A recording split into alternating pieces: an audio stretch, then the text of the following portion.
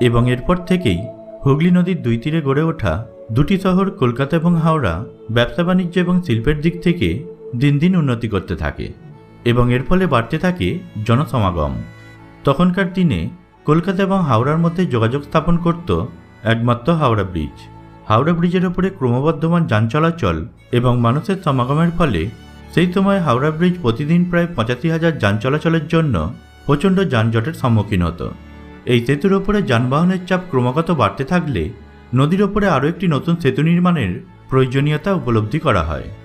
এমন একটি সেতুর পরিকল্পনা করা হয় যে সেতুটি নিকটস্থ জাতীয় সড়কের মাধ্যমে মুম্বাই, দিল্লি ও চেন্নাই শহর তিনটিকে সরাসরি সড়কপথে যুক্ত করতে পারবে।